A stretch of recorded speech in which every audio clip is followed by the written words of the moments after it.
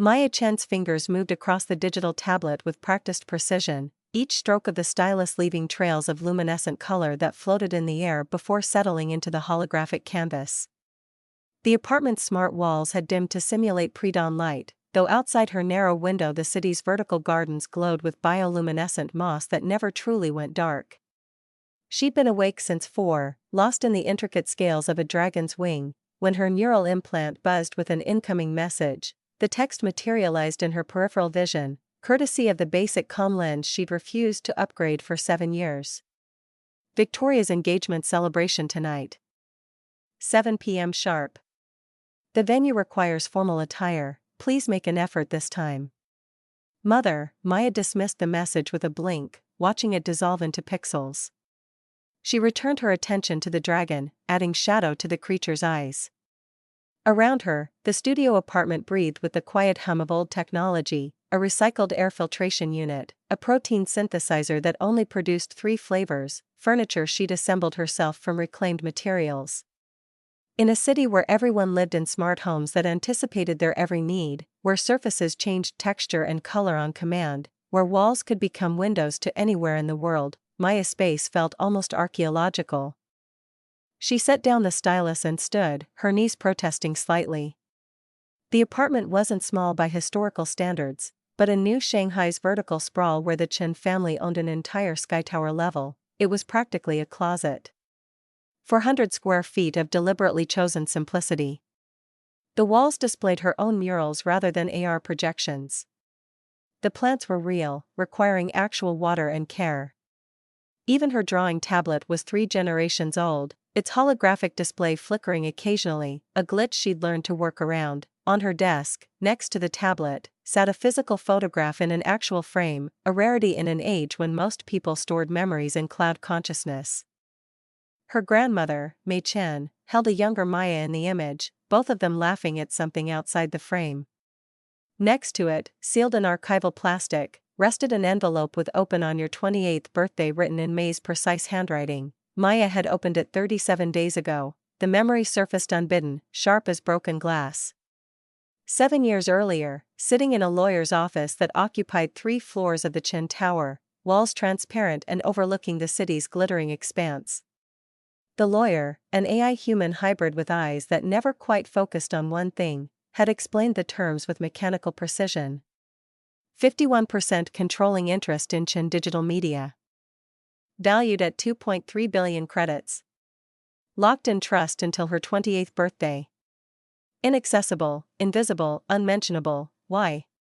Young Maya had asked, her voice small in that enormous room. The lawyer had handed her a letter, Mei's words appearing in the air as Maya's fingers touched the paper. Our family has forgotten what matters. Show them. Show yourself. Money reveals character, it doesn't build it. Maya showered in recycled water that the system assured her was perfectly clean but always smelled faintly of minerals. She dressed in a simple sheath dress she'd bought from a street market, real fabric instead of the programmable smart cloth that most people wore. No embedded LEDs, no color-shifting threads, no temperature regulation. Just black synthetic silk and her own skin. The maglev train to the Chen estate took 40 minutes, long enough for Maya to watch the city transform around her.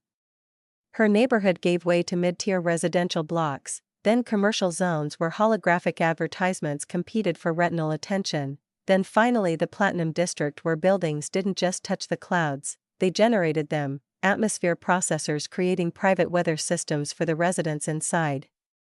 The Chen estate occupied the 247th through 250th floors of Crystal Spire, a tower so tall its top floors experienced measurably less gravity than its base. Maya's comm lens registered her DNA as she approached, and the security field shimmered open. Inside, the walls were currently programmed to display a sunset over ancient Earth oceans, a view no living person had seen in 40 years. The floor beneath her feet shifted subtly, compensating for her gait, ensuring perfect balance. Her mother materialized from a side corridor, moving with the practiced grace of someone who'd lived her entire adult life in front of cameras. Patricia Chen had been enhanced, nothing as vulgar as full reconstruction, but enough subtle modifications that she appeared perpetually 35. Her dress was programmable couture, currently displaying a pattern of cherry blossoms that bloomed and fell in an endless cycle. Maya. Patricia's smile didn't reach her eyes, which scanned her daughter from head to toe. You're here. I see you chose not to take advantage of the styling services I sent to your address. I declined them, Maya said. I'm capable of dressing myself, capable, yes. Patricia's tone suggested this was not the same as successful. Well. Come. Everyone's already in the celestial room. Try not to draw attention to yourself. The celestial room occupied the entire 249th floor, its walls currently programmed to show real-time feeds from deep space telescopes. Guests floated between servers offering bioluminescent cocktails and synth proteins arranged in artistic formations that would have taken human chefs weeks to prepare but which AI culinary systems produced in seconds. Maya counted 40 people, all dressed in smart cloth that subtly competed for aesthetic dominance, fabrics literally trying to outshine each other. Her aunt, Diane Chen, intercepted them immediately. Diane had gone further than Patricia with enhancements, her face so perfectly symmetrical it edged into uncanny. She wore a dress embedded with living microorganisms that created shifting patterns of actual bioluminescence across her skin. Maya. Diane's voice carried across the room, drawing exactly the attention Patricia had warned against. Still committed to your authentic lifestyle, I see. How wonderfully retro. Victoria was just telling us about the vacation property Derek's family is gifting them, a private orbital station. Can you imagine? Though I suppose orbital tourism isn't really your scene. Do you even have a space travel certification, dear? Maya kept her expression neutral, a skill she'd perfected over 7 years. Congratulations, Victoria. I'm happy for you. Victoria Chen emerged from a cluster of guests, her engagement ring projecting a holographic diamond that shifted through the visible spectrum. She'd had full aesthetic reconstruction at 18, emerging looking nothing like the awkward cousin Maya remembered from childhood. Now she was a walking advertisement for surgical perfection, every feature optimized for maximum social appeal according to current algorithmic preferences. Thank you, Maya. Victoria's smile was kind, which somehow made it worse. She wasn't cruel, just utterly incapable of understanding any existence outside her own privilege. You should see the station, it has its own atmospheric generators and everything. Derek's father built it last year. The views of Earth are just incredible. She paused, her social programming kicking in. But I'm sure your work is going well too. Still doing the illustrations? Children's books mostly, Maya said. An older man, some business associate of Richard's, turned with polite interest. How charming. My granddaughter loves books. Well, book experiences. The immersive kind where you actually live inside the story. Do you work in that field? I work with traditional illustrated narratives, Maya said, the man's interest visibly deflated. Ah. The vintage market. Yes, there's still a niche for that, I suppose. Diane laughed, the sound carefully modulated to convey affection rather than mockery, though the distinction was thin. Maya has always been our creative soul. She got that from May, all that artistic encouragement. Though May did eventually focus on practical matters. But Maya is still in her exploration phase. She stage whispered to the businessman, we keep hoping she'll grow out of it. Maya's uncle, Richard Chen, stood near the room's center, surrounded by holographic displays showing stock tickers and news feeds. He looked worse than Maya remembered, thinner, with the particular exhaustion that came from neural overload, too many augmented reality interfaces running simultaneously. His eyes kept flicking to things no one else could see, his attention fracturing across multiple data streams. He noticed Maya and his face did something complicated. Fear? Relief? She couldn't tell. He turned away quickly, suddenly fascinated by his drink. Patricia guided Maya to a seat at the far end of a table that had been programmed to display actual wood grain, a status symbol more expensive than precious metals. The seating arrangement placed Maya between an empty chair and an elderly cousin who immediately began discussing his recent longevity treatments without waiting for Maya to show interest. Throughout dinner, Maya collected the small cuts like pressed flowers. Patricia introducing her to guests, "This is Maya, our creative one. Still finding her purpose." A family friend asking what she did, and Diane answering before Maya could speak, "She illustrates children's books." "Isn't that precious?" Victoria showing everyone the holographic catalog of her orbital station while Maya's section of the table fell into the conversational shadows. Richard refusing to make eye contact. Whispered exchanges she wasn't meant to hear but which the room's acoustics carried perfectly to her ears. Such a waste. With those genes she could have been magnificent. May spoiled her with all that bohemian philosophy. At least Victoria turned out normal. Maya ate her synth-protein salmon, perfectly textured to simulate actual fish that had been extinct for 30 years, and said nothing. She'd learned early that defending yourself only gave them better ammunition. Instead, she watched. She noticed Richard checking his neural feeds obsessively, stress hormones practically visible in his posture. She noticed Patricia's smile growing more brittle with each comparison to Victoria. She noticed the way Diane's eyes flickered with calculation whenever anyone mentioned Chin Digital Media. She noticed, and she remembered May's final letter, the one she'd opened 37 days ago on her birthday. "You've done it, my dragon girl. Now show them who you really are. But do it your way, with grace, not cruelty.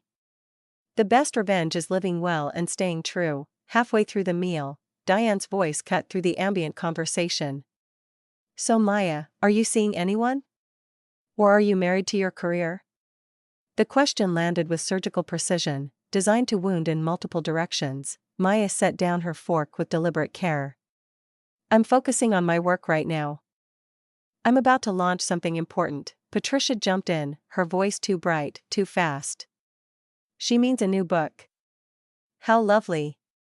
Maya's 7th, isn't it, dear?" "Something like that," Maya said, and allowed herself the smallest smile. The doorbell chimed, a sound programmed to emulate actual bells rather than just appearing in everyone's neural interface. Derek stood, looking relieved for the interruption. "That's James. Sorry everyone, he was delayed in Singapore. Some business thing." The room's attention shifted toward the entrance, and Maya used the moment to study her drink. The liquid inside shifted colors according to her biometrics, a feature she'd always found invasive. Currently, it glowed a pale blue that supposedly indicated calm contemplation.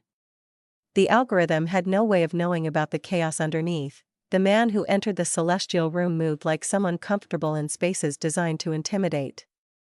James Reeves was tall, his aesthetic enhancements subtle enough to suggest natural good genetics rather than surgical intervention. His suit was smart cloth but programmed to a conservative dark gray that didn't compete for attention. He wore his wealth quietly, which in this room full of peacocks made him stand out more than any bioluminescent display. Victoria glided over to him, her dress creating a trail of light. "James." "Finally." "Everyone. This is James Reeves, Derek's best man. He runs Reeves Sustainable Ventures out of Singapore. James, come meet everyone." She proceeded to parade him around the room like a prize, introducing him to the family members in careful order of importance. Maya watched the dance, the way James responded to each introduction with the exact calibrated amount of attention appropriate to that person's status. He'd done this before, knew how to navigate rooms full of egos and hierarchies. Victoria saved Maya for last, of course. "And this is my cousin Maya. She." Victoria's social programming faltered, unable to find an impressive descriptor. "She draws." James turned to Maya, and something in his expression shifted. Instead of the polite nod and quick escape she'd expected, he held her gaze. Really looked at her, the way she'd spent the evening watching everyone else. His eyes were enhanced, she could see the subtle circuitry, but behind the technology was unmistakable intelligence. "You draw," he said. "What kind of work?" The table quieted slightly.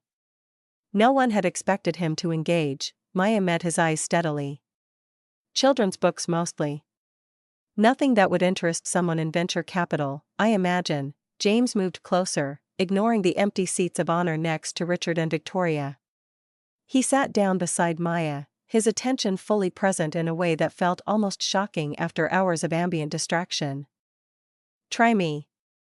I find that the best investors are the ones who never forgot how to see the world like a child. We're better at spotting what's actually valuable instead of what everyone says should be valuable.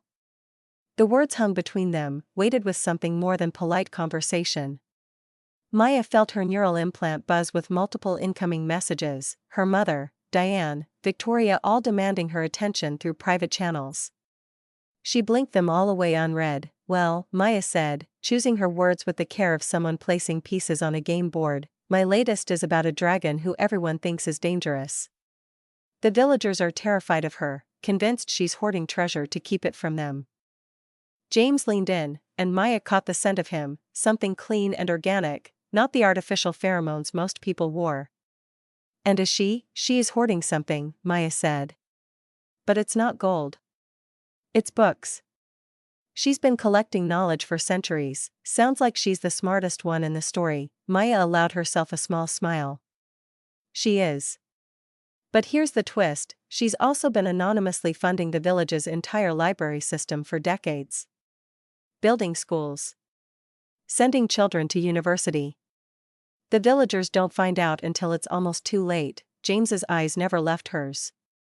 His voice dropped, intimate despite the room full of people. Too late for what? Too late to realize that the creature they feared and mocked was the one ensuring their children had futures. By the time they learn the truth, they've spent years treating her like a monster. The metaphor expanded in the space between them, taking up more room than seemed physically possible. Maya watched James process it, saw the moment his expression changed from polite interest to something sharper. That's a hell of a story, he said softly. Does the dragon have a name? Maya held his gaze, let the moment stretch. Around them, conversations had faltered. Patricia's fingers drummed against the table in a pattern that betrayed her anxiety. Richard's attention had finally pulled fully from his data streams. His face gone pale. Grandmother May, Maya said. James went completely still. His wine glass, halfway to his lips, paused. Behind his enhanced eyes, she could see processing happening, connections forming. As one of the top venture capitalists in Asia, he would know that name. Everyone in tech knew that name, Mei Chen. Founder of Chen Digital Media. Revolutionary in digital publishing. Builder of an empire that had changed how information flowed across half the planet. Worth, at current market evaluation, 2.3 billion credits. Victoria noticed the change first, her social algorithms detecting the shift in room dynamics. What? What's so fascinating about a children's book? Derek frowned at his friend. James? You look like you've seen a ghost. James set down his glass with careful precision, his full attention on Maya now in a way that made her skin warm. I'm just surprised we haven't met before, Ms. Chen. I tried to get a meeting with the Chen Digital Media Board last year to discuss a partnership. Very exclusive group. Very selective about who they meet with. Patricia laughed, the sound brittle as breaking glass. Oh, you must mean my brother Richard. He runs the company my mother-in-law founded. Richard, James wants to meet with you. Richard looked like he wanted to disappear into his chair. The board handles those decisions. James's eyes never left Maya. Actually, I meant the primary shareholder. The board answers to them on major decisions. But they're famously elusive. Anonymous, even. I've been trying to figure out who holds controlling interest for 2 years. The temperature in the room seemed to drop. Conversations died mid-sentence. Even the wall's deep space feeds seemed to pause, though that was probably Maya's imagination. Derek's frown deepened. Wait. James, didn't you tell me on the plane that you finally found out who the majority shareholder is? You said it was Mei Chen's granddaughter, right? Some trust that was supposed to mature when she turned. He trailed off. His eyes moved from James to Maya. Then to Patricia, her enhanced face frozen in an expression of dawning horror. Then to Diane, calculating frantically behind her perfect features. Then to Richard, who looked like he might actually be sick. The math was suddenly, brutally obvious. Diane's laugh came out strangled. Well, that can't be Maya.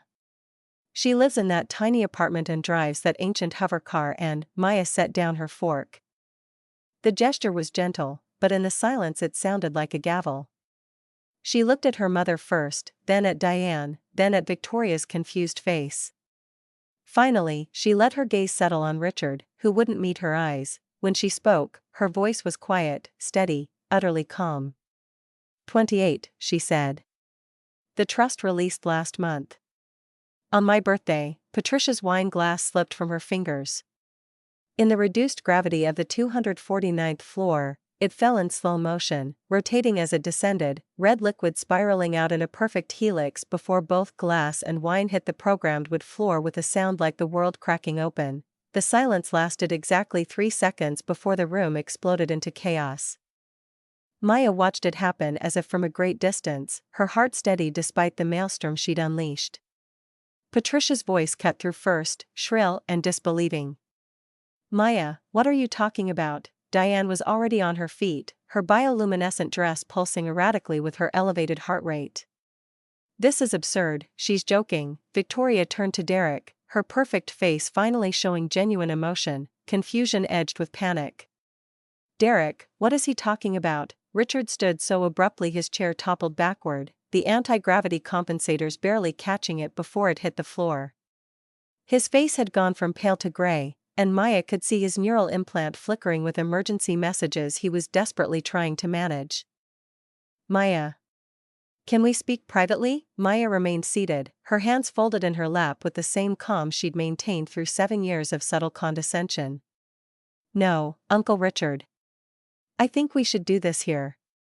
With family, she took a breath, feeling the weight of May's letter in her memory, the words that had given her permission to stop hiding. Around the table, holographic displays flickered as several guests tried to access information about Chin Digital Media's ownership structure, only to find it locked behind layers of corporate privacy protocols. Grandmother May left me 51% of Chin Digital Media when I was 21 years old, Maya said, her voice carrying in the sudden hush. Controlling interest. The condition was that I couldn't access the money, tell anyone about the inheritance, or take control of the company until my 28th birthday. I had to spend 7 years building my own life, my own income, my own identity completely separate from the family fortune. Patricia swayed slightly, her enhancement-perfect face struggling to process emotions it hadn't been programmed to display. That's impossible. Why wouldn't she tell me? I'm your mother. Maya looked at her mother, and for the first time in years, she let herself feel something other than careful neutrality. Pity, perhaps. Or grief for the relationship they'd never had. Because she knew exactly what you'd do. Mom. She watched how this family treated people based on their bank accounts instead of their character. She wanted me to see it too. To experience what it was like to be dismissed, underestimated, treated as less than. The words settled over the room like fallout. Several guests began quietly activating their exit protocols, their social algorithms calculating that this family drama was about to get messy in ways that could damage their own brands by association. Maya continued, her voice steady. Do you remember when I told you I wanted to study art instead of business? You said I was throwing my life away. When I got my first book deal, Aunt Diane laughed and asked if it came with health insurance. When I moved into my studio apartment, Victoria posted photos of her penthouse with the caption "So grateful" where she knew I'd see it. Victoria's hand flew to her mouth, her engagement ring's holographic display sputtering. I didn't mean every family dinner for 7 years, Maya said, cutting through the protest with surgical precision. I've heard how I'm wasting my potential. How I should marry well, like that's the highest achievement a woman can reach. How my career is a cute hobby. A phase. Something to be tolerated until I grew up. James spoke then, his voice quiet but carrying weight in the acoustically optimized room. They had no idea what they were looking at. Maya glanced at him, and something passed between them, recognition, understanding, a connection that felt dangerous in its intensity. He wasn't just seeing her wealth now. He was seeing the strategy, the strength, the 7 years of deliberate choice. Richard tried to reassert control, his corporate instincts kicking in despite his obvious distress. Maya, this is complicated. The company is complex. You can't just walk in and what, Uncle Richard? Maya stood now, her simple dress suddenly looking less like poverty and more like intentional minimalism. Take control of the company grandmother built? The company she left to me specifically? I've been receiving quarterly reports from the trustees for 7 years. I know every division, every revenue stream, every investment. I know about the board's concerns about our declining market share in educational media. I know you wanted to sell off the children's division last year because it wasn't profitable enough. Richard's face went from gray to white. His hand trembled slightly as he reached for his wine glass, found it empty, set it down again. That was it was short-sighted, Maya said, her voice like steel wrapped in silk. That division is grandmother's legacy. It's also where the future growth is. Which is why I blocked the sale. The table erupted again, voices overlapping in a cacophony of disbelief and recalculation. Maya watched social hierarchies realign in real time, saw the moment several family members' neural implants began frantically updating their relationship protocols with her profile. Diane's voice rose above the chaos, sharp with accusation. You blocked it? Richard, you told us the board. Richard collapsed back into his chair, looking suddenly decades older despite his biological enhancements. The board answers to the majority shareholder. They have since Maya turned 28. I've been managing the transition. Patricia stood, her program dress as cherry blossoms beginning to wilt and fall in response to her elevated cortisol levels. Maya, why are you doing this? Why embarrass us like this? I'm not doing this to embarrass you, Mom. Maya's voice softened slightly, though she didn't step back from her position of power. I'm doing this because I'm taking operational control of the company in 2 weeks, and I thought my family should hear it from me first. Victoria made a sound somewhere between a laugh and a sob. But you live in that awful apartment. You drive that horrible car. If you had billions, why would you? James couldn't help himself. Maya heard the warmth in his voice before she saw the expression on his face, admiration mixed with something more heated. Because she was proving a point, everyone turned to him. He stood, moving slightly closer to Maya. His body angled toward her in a way that suddenly felt protective despite them having met less than 2 hours ago. She was proving she didn't need the money to have value, James said, his eyes never leaving Maya's face. That she could build something meaningful on her own terms. That her worth wasn't tied to her bank account or her family name. He paused, and Maya felt the air between them charged with something electric, and honestly? His voice dropped, intimate despite the audience. It's the sexiest thing I've heard all year. The room's temperature seemed to rise 10 degrees. Victoria's mouth fell open, her social programming utterly unable to process this turn of events. Derek shifted uncomfortably, suddenly very interested in his drink. Patricia looked like she might actually faint, her enhancement-perfect features frozen in an expression of pure shock. Diane recovered first, her voice sharp as broken glass. This is ridiculous. Maya, you're a children's book illustrator. You can't possibly run a tech company. I have a degree in digital media and an MBA from Stanford that I completed online over the past 7 years while working full-time. Maya's voice cut through the attack with precision. My books have sold over 2 million copies worldwide. I built a brand from nothing while you've all been living off the company grandmother built. She turned to face her mother fully, and her next words came quieter but somehow more devastating. You want to know why she didn't tell you, Mom? Because the last time I introduced you to someone I was dating, you immediately asked what his family did, where they lived, what he drove. When I said he was a teacher, you told me I could do better. You didn't ask if he was kind. If he made me laugh. If he challenged me or supported my dreams. Patricia's eyes filled with tears that her enhancement protocol tried and failed to suppress. I just wanted what was best for you.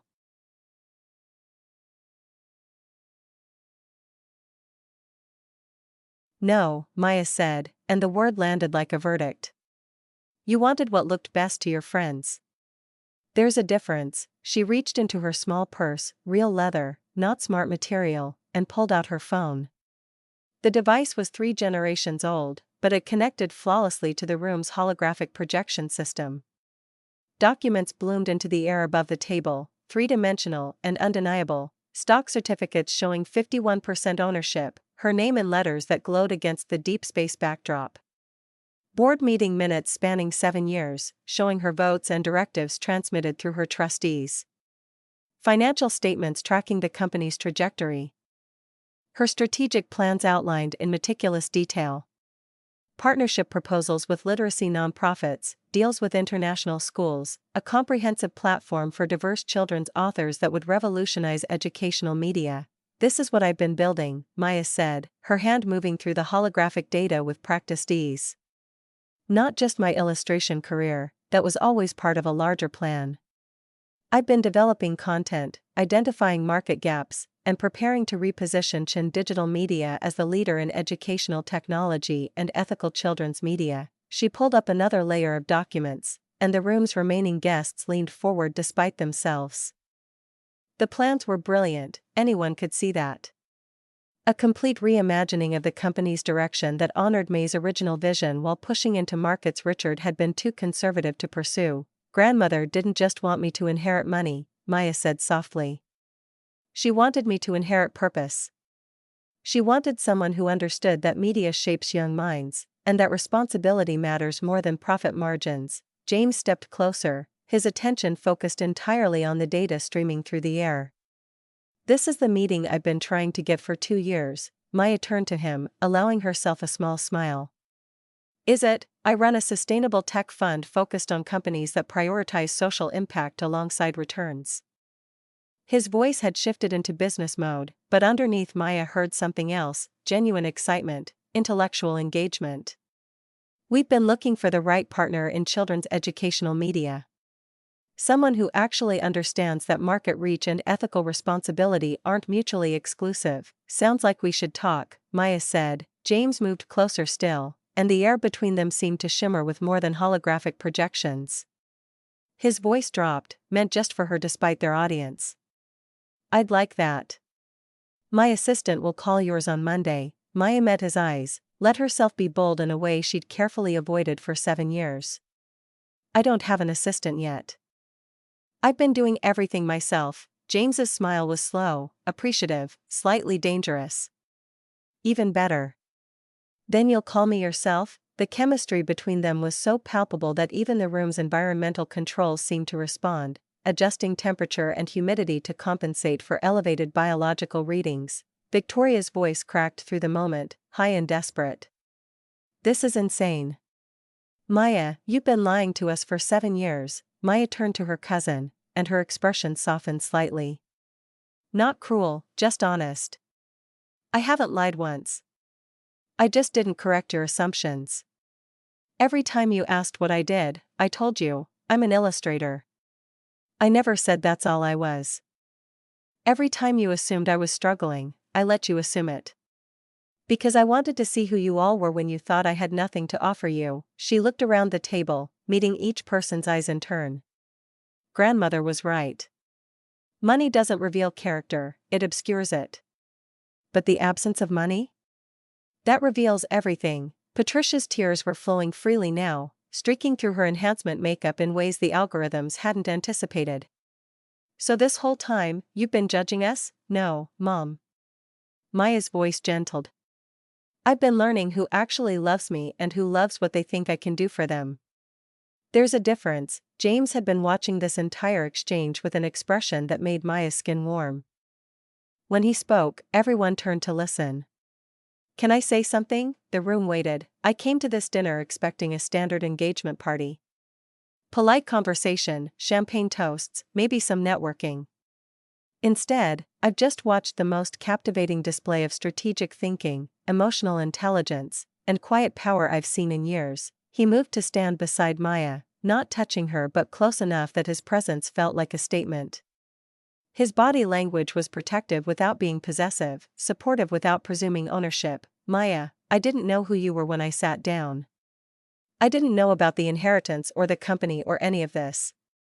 But I was interested in you the moment you started telling me about a dragon who everyone underestimated. He turned to face her fully, and Maya felt the weight of his complete attention like a physical thing. The rest of the room ceased to exist. You want to know what I found attractive? His voice dropped lower, intimate despite their audience. That you were so calm while everyone around you was performing. That you had depth and creativity and weren't trying to impress anyone. That you clearly didn't need this. He gestured to encompass the mansion, the wealth, the status, to know your own worth. Maya felt her heartbeat accelerate, her neural implant registering the spike and helpfully suggesting breathing exercises she promptly ignored.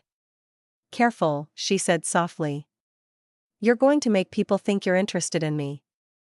I am interested in you. Very interested. James's eyes held hers, and Maya saw heat there that had nothing to do with business opportunities.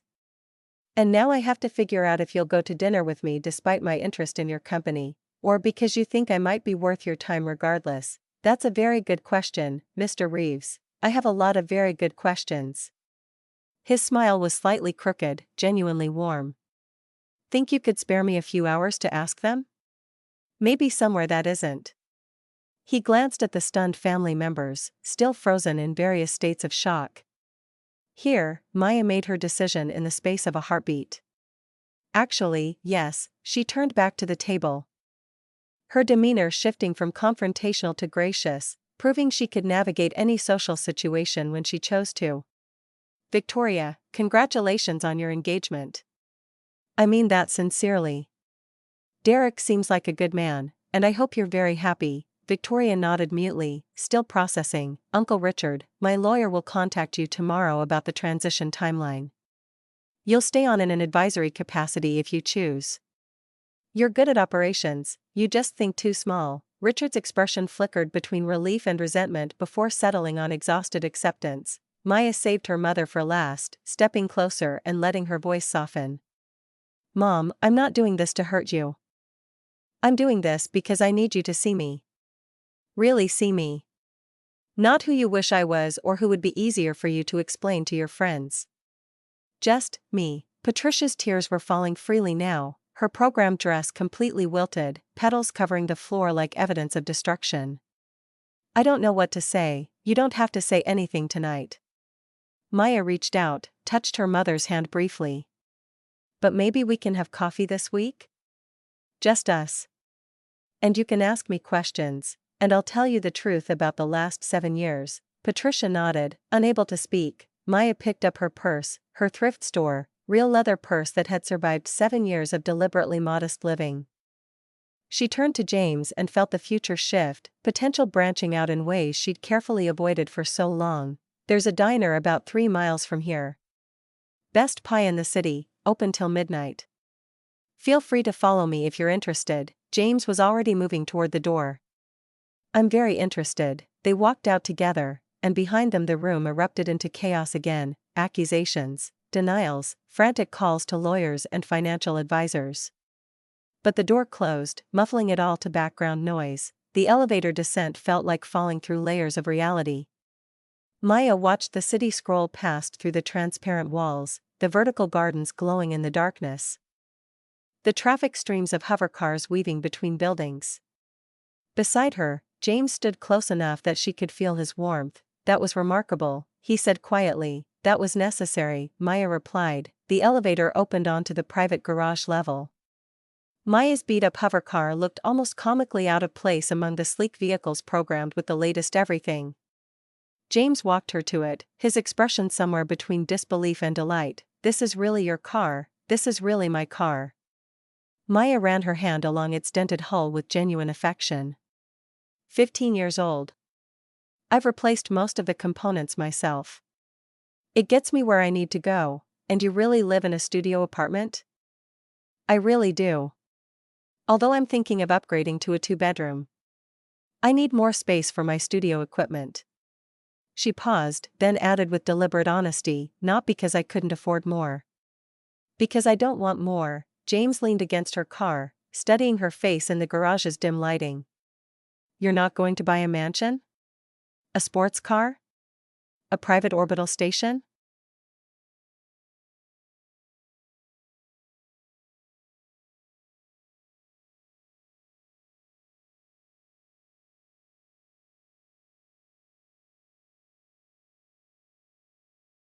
Why would I? Maya held his gaze, let him see the truth of her conviction. I like my life. I built it myself. Every piece of furniture in my apartment I chose. Every success I earned.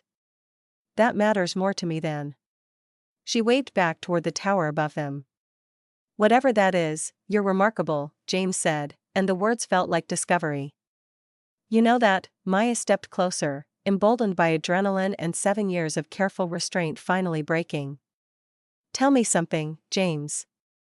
If you hadn't figured out who I was in there, if I was just an illustrator with a studio apartment and an old car, would you still have followed me out here? Yes. No hesitation, no calculation.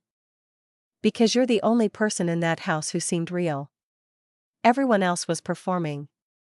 You were just present. Watching. Thinking. I wanted to know what you were thinking about. I was thinking about dragon metaphors and venture capitalists who don't dismiss creativity as impractical. And now? James's voice had gone soft, intimate, dangerous. Maya met his eyes and let herself want something just for herself. Now I'm thinking that I spent 7 years building a life alone because I needed to know I could. And maybe I'm ready to let someone in who sees me for who I am, not what I have. I see you, Maya Chin. James said it like a promise. And I'd really like to buy you some pie. They smiled at each other, and in that moment Maya felt the weight of 7 years lift just slightly. Not gone, she'd carry those lessons forever. But lighter. Shared. Follow me, she said, moving toward her car's driver's side. But if you get lost, don't call. I want to see if you can keep up. She slid into the worn seat, the car's systems coming online with familiar whirs and clicks instead of seamless silence. Through the windshield, she watched James run to his rental, a sleek corporate model that probably cost more than her entire year's earnings from illustration. He was grinning like he'd just discovered something extraordinary, which, Maya thought as she guided her ancient car out of the garage and into the glowing city night. Perhaps he had. The diner materialized out of New Shanghai's lower district like an artifact from another century. Real neon signs flickered in the window, actual gas tubes, not holograms, advertising pie and coffee in letters that had probably been glowing since before Maya was born. Inside, the air smelled of synthetic butter and real sugar, an olfactory luxury most people experienced only through sense simulation programs. Maya slid into a vinyl booth that squeaked authentically, watching James follow. His expensive suit looked absurd in here, which somehow made him more appealing. He'd loosened his tie, his neural implant still flickering with ignored messages he kept dismissing with increasingly impatient blinks. 3 hours later, they were still there. The table between them had become a graveyard of empty coffee cups and 3 different pie plates scraped clean. Maya's face hurt from smiling, a sensation so unfamiliar she'd initially thought it was a muscle cramp. So when you said you were launching something important, James said, his eyes bright with something between amusement and awe, you meant taking over a multi-billion-dollar company, among other things. Maya traced the rim of her coffee cup, the ceramic warm against her fingers. I'm also launching my 7th book next month. It's called The Dragon's Library. And I'm starting a foundation to fund literacy programs in underserved communities. James leaned forward. Using the company's resources, using my personal profits. The company will have its own CSR initiatives, but this is mine. Separate. She met his eyes. I need to know that some things I build exist completely outside the Qin Empire. That they're mine because I made them, not because I inherited the means. James shook his head slowly, and Maya watched his expression shift through several iterations of admiration. You're terrifying. In the best possible way. Your turn. Maya allowed herself to be bold, to push into spaces she'd carefully avoided for years. Why did you really try to get a meeting with Qin Digital Media? The truth, James was quiet for a moment. His fingers drumming against the table in a pattern that suggested he was weighing how honest to be. Finally, he spoke. The truth? I've been watching your company from the outside for 3 years. The potential is enormous, but the strategy has been too conservative. Risk-averse leadership focused on protecting legacy divisions instead of innovating. I wanted to pitch a joint venture, using your distribution network and brand trust to launch an adaptive learning platform that could revolutionize early childhood education. Maya felt excitement spark in her chest, the same sensation she got when a story came together in her mind. Personalized learning paths based on cognitive development patterns? Exactly. James's whole demeanor changed, passion bleeding through his professional veneer. Combining AI with child psychology research, but keeping human educators at the center. The technology serves the learning, not replaces it. We've been developing the framework for 2 years, but we need a partner who understands both the technical side and the human element. That's brilliant, Maya breathed. That's exactly the kind of innovation grandmother would have loved. James paused, something shifting in his expression. So, is this a business meeting now? Maya felt the question's weight, the way it balanced on the edge between professional and personal. Do you want it to be? Not even a little bit. His voice dropped, intimate despite the diner's fluorescent lighting. But I'm very aware that I just pitched you while we're on what might be a date, which is either terrible timing or perfect timing, and I can't tell which. It's perfect timing, Maya said, holding his gaze. Because now I know you're genuinely passionate about the work, not just trying to impress me or network your way into a deal, Maya. James reached across the table, his hand covering hers. I'm absolutely trying to impress you. Just not with business credentials. Her skin warmed where he touched her. Oh? What are you trying to impress me with? The fact that I think you're brilliant and brave and you've just spent 3 hours telling me about your life. Your dreams, your grandmother's wisdom, and what you want to build. And I haven't been bored for a single second. Maya's heart did something complicated in her chest. That's a pretty good start, Mr. Reeves, James. Please. His thumb traced circles on her palm. And this feels like more than a start. This feels like something important? Maya finished, yeah. Important. They sat like that, hands clasped across pie-streaked plates and cooling coffee, and Maya let herself feel the possibility of it. 7 years of careful isolation, of building walls between herself and connection, and here was someone who'd seen through it all in a single evening. The next morning, Patricia Chin sat alone in the mansion's breakfast room. The walls programmed to display a serene mountain sunrise that bore no relation to the actual weather outside. Her neural implant kept chiming with messages from relatives, business associates, society reporters who'd somehow already gotten wind of last night's revelation. She dismissed them all with increasingly violent blinks. On the table before her, her phone displayed a photo album she hadn't opened in years. Maya at 6 months, laughing at something off camera. Maya at 5, covered in paint, holding up a drawing. Maya at 12, receiving an award for a school writing competition, her smile genuine in a way Patricia suddenly realized it hadn't been in years. The sound of footsteps made her look up. Diane entered, her bioluminescent dress from last night replaced by more subdued smart cloth that currently displayed a tasteful pearl pattern. So, Diane said, her voice carefully neutral. Maya's a billionaire. I still can't believe it. Patricia set down her phone with deliberate care. I can't believe I didn't know my own daughter. Oh, Patricia, don't be dramatic. Diane poured herself coffee from the synthesizer, the machine producing exactly her preferred temperature and blend. She's the one who kept secrets. No, Diane. Patricia's voice came out harder than she'd intended, sharp enough to make her sister-in-law pause mid-sip. She kept a secret. One secret, with a very good reason. I kept myself so busy judging her choices that I never bothered to ask her about her life. When was the last time I asked Maya if she was happy? Not successful, not married, not living the way I thought she should. Just, happy. Diane's enhanced features arranged themselves into discomfort. You wanted what was best for her. I wanted what looked best to people like you. The words came out before Patricia could stop them, years of performance cracking open. And I almost lost my daughter because of it. Diane set down her coffee cup with a sharp click. Well, I can see you're in a mood. I'll leave you to your melodrama. She swept out, her dress shifting to display storm clouds in response to her emotional state. Patricia sat alone, staring at her daughter's childhood face on the phone screen. Finally, her fingers moved across the interface, pulling up Maya's contact information. She stared at it for a long moment before pressing dial. 3 days later, Maya pushed open the door to a small coffee shop in the mid-tier residential district, the kind of place that served real beans grown in vertical farms instead of synthesized substitutes.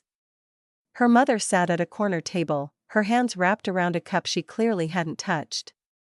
Her enhancement-perfect face showing signs of actual stress. "Thank you for meeting me," Patricia said as Maya slid into the opposite chair. "Of course, Mom." Awkward silence stretched between them, filled by the ambient noise of other conversations, the hiss of the espresso machine, the soft ping of neural implants receiving messages. Patricia's fingers tapped against her cup in an arrhythmic pattern that betrayed her anxiety. "I've been thinking about what you said," Patricia finally spoke. "About me asking what people do, where they live, what they drive instead of asking if they're kind. Mom, you were right." The words came out rushed, like confession. "I've been so worried about how things look that I forgot to care about how they feel." "How you feel?" She reached across the table, her hand hovering uncertainly before covering Maya's. The touch felt foreign, unpracticed, but genuine in a way Maya couldn't remember experiencing before. "So I'm asking now," Patricia continued, her voice thick with emotion her enhancements couldn't suppress. "Are you happy, Maya? With your work, your life, your choices?" Maya felt her eyes burn, tears threatening. "Yes. I'm really happy, Mom.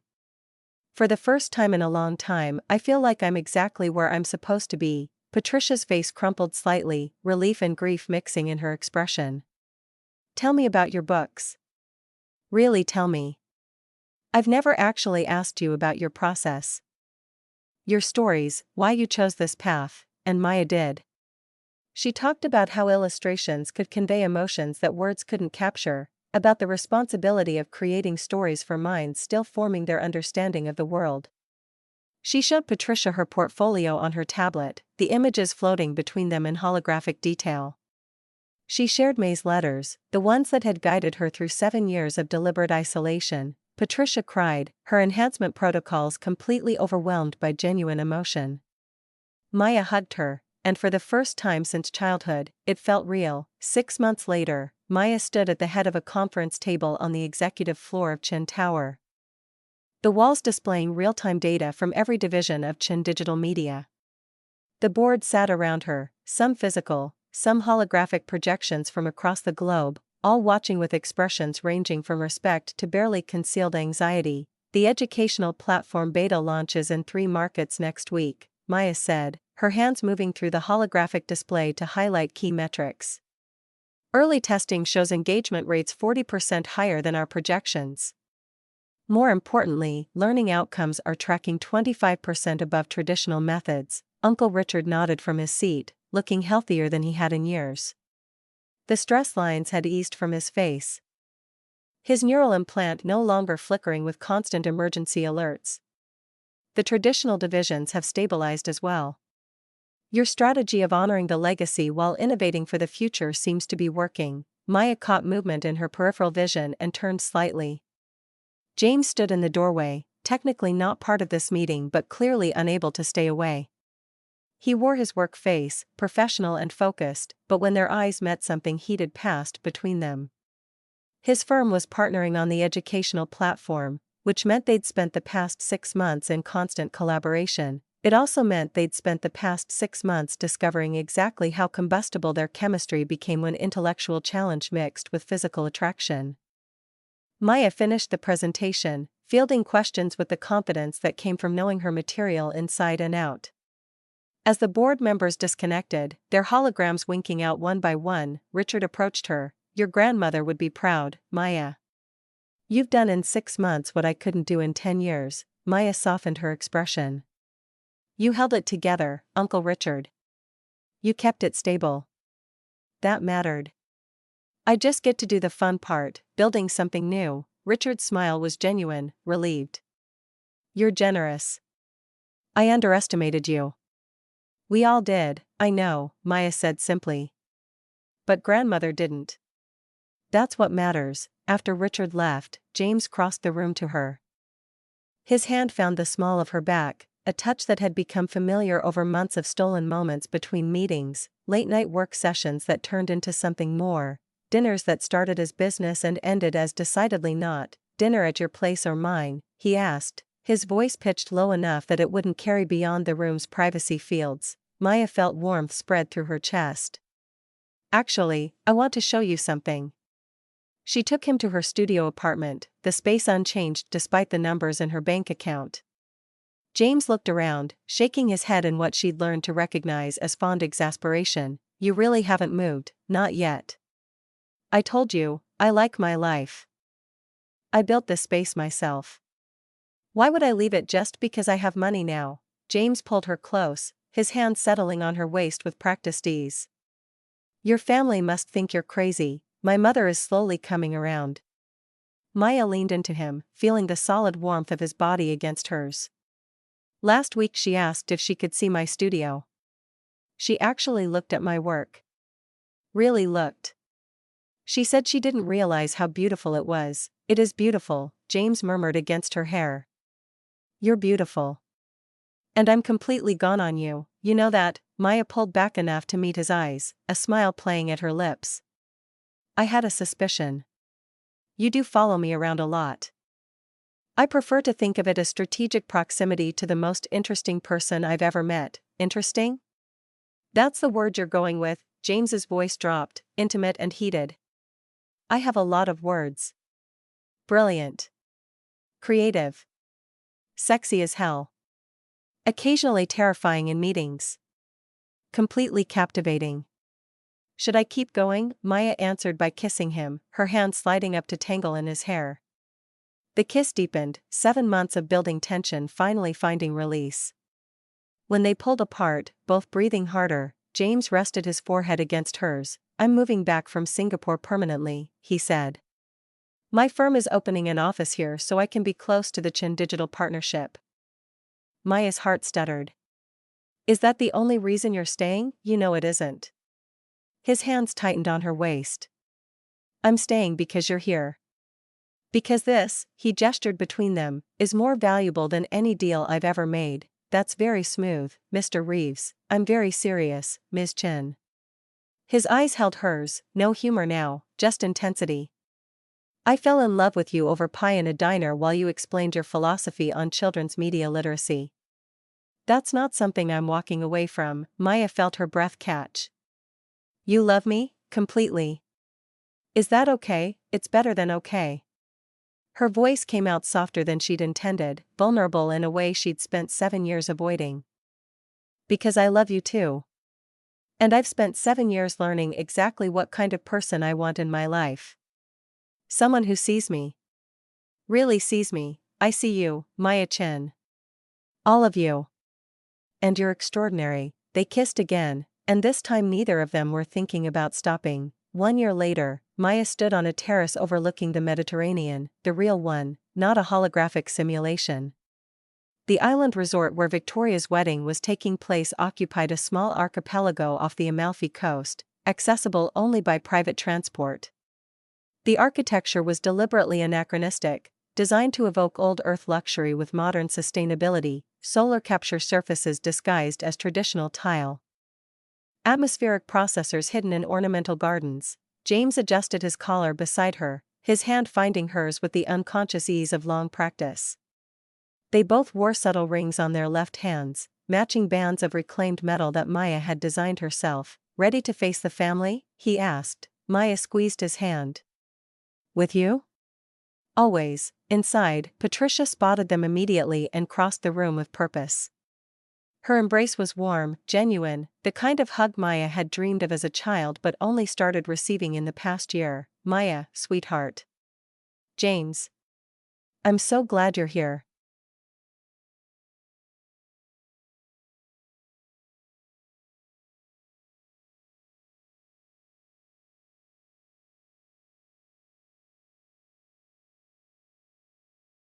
Victoria approached next, her steps hesitant despite the confident persona her enhancements projected.